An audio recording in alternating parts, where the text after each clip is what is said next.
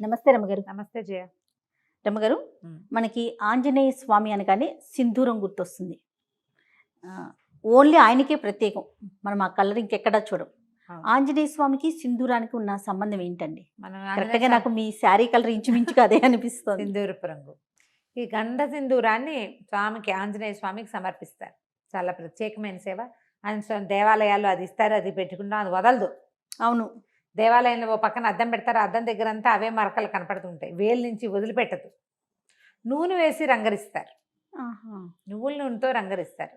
దీనికి పురాతన కాలం అంటే మనకు తెలిసి మన తాతల నాటి నుంచి కూడా ఆంజనేయ స్వామికి సింధూరానికి ఏమైనా సంబంధం ఉంది. ముందు కాలంలో ఏం చేసేవారో తెలియజేయ. అసలు ద్వాపర యుగంలో ఆంజనేయ స్వామికి ఏదైనా పూజ చేశారు అనే పాయింట్లు కూడా మనం వినం. మహాభారతమే కదా మనకి ద్వాపర యుగంలో ప్రమాణం. మహాభారతంలో కానీ భాగవతంలో కానీ ఆంజనేయ స్వామిని పూజించిన ప్రస్తావన రాదు. ఒకే ఒకసారి ఎక్కడొస్తుంది, ఈయన సౌగంధికాపహరణం కోసం వెళ్తాడు భీముడు. అప్పుడు ఆయనకి ఆ గంధమాదన పర్వతం మీద ఈ ఆంజనేయ స్వామి కనిపిస్తారు.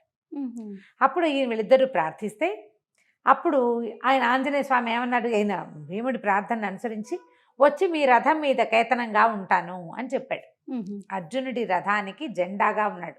జెండాపై కపిరాజు పద్యాలే ఉన్నాయి. అవును, ఆ కపిరాజు యుద్ధంలోనే కాకుండా వీళ్ళు మన విరాట పర్వంలో అర్జునుడు బృహన్నల వేషం నుంచి అర్జునుడి రూపంలోకి వస్తాడు కదా, అప్పుడు వచ్చి బృహత్ కపి వచ్చి కూర్చున్నాడు రథం మీద అని చెప్తారు మహాభారతంలో. కపి వచ్చేసాడట, ఆంజనేయ స్వామి వచ్చి యుద్ధం అనగానే అర్జునుడి రథం మీద ఉండాలి, వచ్చి కూర్చున్నాడు అని చెప్తారు. అవి తప్ప ఆంజనేయ స్వామి సేవా కాలాలు మనం అసలు చూడం. కానీ మనకి కలియుగంలో మన ముందు తాత ముత్తాతల నాటి నుంచి ఆంజనేయ స్వామిని సేవించడం ఉంది.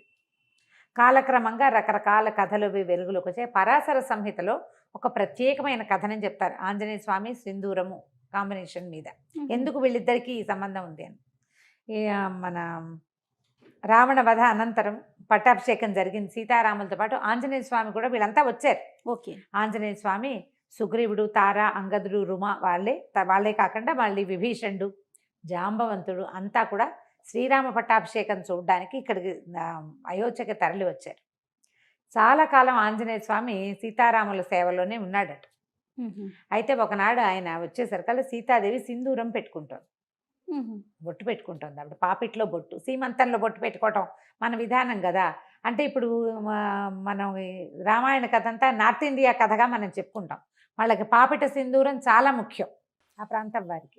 బొట్టు పెట్టుకుంటుంటే ఈయన అడిగాడు, అమ్మా ఈ సింధూరం ఎందుకు పెట్టుకుంటున్నావు నువ్వు అని అడిగితే సీతాదేవి చెప్పిందట, రాముడు అత్యంత ప్రీతిపాత్రుడుగా ఉంటాడు, ఈ బొట్టే రాముని యొక్క ప్రీతి, ఆయనకి ఇష్టం. రాముడు ఎక్కువ కాలం, చాలా కాలం చల్లగా ఉండటానికి ఈ బొట్టు పెట్టుకుంటేనే ఆయనకి మంచిది. రాముని ప్రేమ, దానికి కారణం ఈ బొట్టు అని చెప్పింది. ఈయన ఆలోచించుకున్నాడు, ఈవిడ ఒక్క చిటికెడు బొట్టు పెట్టుకుంటేనే ఈవిడ తప్పిపోతే రాముడు ఎంత దుఃఖపడ్డాడు. ధీరోదాత్తుడైన వాడు, మామూలు వాడు కాదు, మహావీరుడు.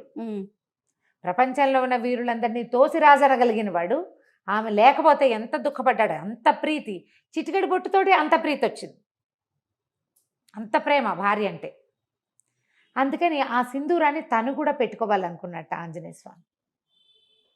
రాముని ప్రేమ దాన్ని గెలవటం, రాముడు ఎంతో కాలం చల్లగా ఉండటం కోసం రెండు చెప్పింది కదా. అవును, ఆయన ఎప్పటికీ గెలుపొందుతూనే ఉండాలి రాముడు అంటే, మనం కూడా పెట్టుకోవాలనుకున్నాడు.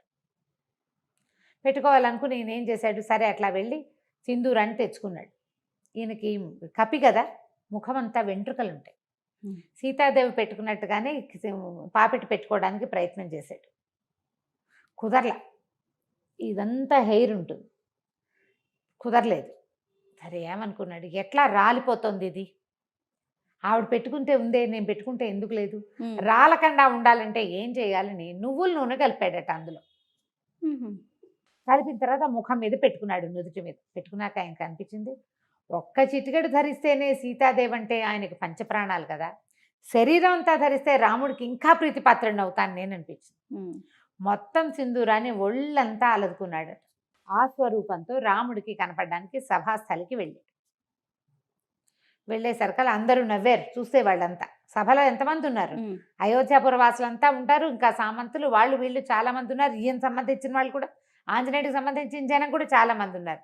ఏమిటి వేషం హనుమ అని రాముల వారు అడిగితే అప్పుడు ఏం చెప్పాడంటే, చిటికెడు సింధూరం సీతాదేవి ధరిస్తేనే ఆమె నీకు అత్యంత ప్రీతిపాత్రాలైంది కదా, అందుకని నీ ప్రీతిని పొందడానికి నేను ఈ సింధూరం పట్టించుకున్నాను స్వామి అని చెప్పాడు. ఆ మాటకి చాలా సంతోషించాడట శ్రీరాముడు. ఎవరైతే ఆంజనేయుడికి సింధూరం పెడతాడో వాడు నాకు అత్యంత ప్రీతిపాత్రుడు. ఏ ఇంట్లో ఆంజనేయుడికి సింధూరాన్ని ఇస్తారో వాళ్ళ ఇంట్లో నేను ఉంటాను. రాముడు మనతోటి ఉంటే ఏమిటి తక్కువేమి మనకు, రాముడు ఒక్కడుండు వరకు అన్నారు త్యాగరాజు. ఆయన ఉంటే ఏమీ తక్కువ లేదు, అన్నీ ఉన్నట్టే, సర్వం ఉన్నట్టే, భగవంతుడు మనతోటి ఉండటం. దాంతో అప్పటి నుంచి ఆంజనేయ స్వామికి సింధూరం ఇవ్వటం ఒక పద్ధతిగా మారింది. ఆయనకి సింధూరం ఎక్కించడం అనేది ఒక సేవ ఉంటుంది. మంగళవారాలు కొన్ని దేవాలయాల్లో స్వామికి సింధూరం మొత్తం పట్టిస్తారు. ఏవైనా ఆర్థిక సమస్యల్లో ఉన్నవాళ్ళు, ఒక తెలియని కారణాలతోటి ఇబ్బంది పడతారు, అంతా వ్యాపారం నడుస్తుంటుంది, ఏవో ఇబ్బందులు వస్తాయి, పిల్లలు పెళ్ళిళ్ళు కుదురుతాయి, ఏవో ప్రాబ్లమ్స్ వస్తాయి, అన్నీ బాగానే ఉంటుంది, ఏమిటో ఇబ్బంది, తెలియని కారణాలు ఉంటాయి వాటికి.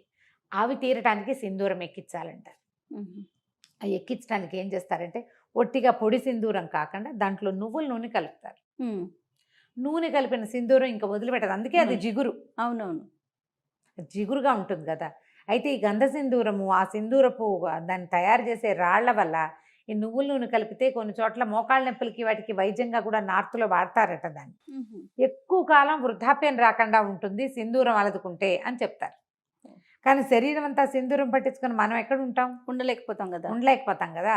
కనీసం సంవత్సరానికి ఒకసారైనా ఆంజనేయ స్వామికి ఈ సేవ జరిపిన వాళ్ళు అకాల మృత్యువు దరిచేరదు వాళ్ళని.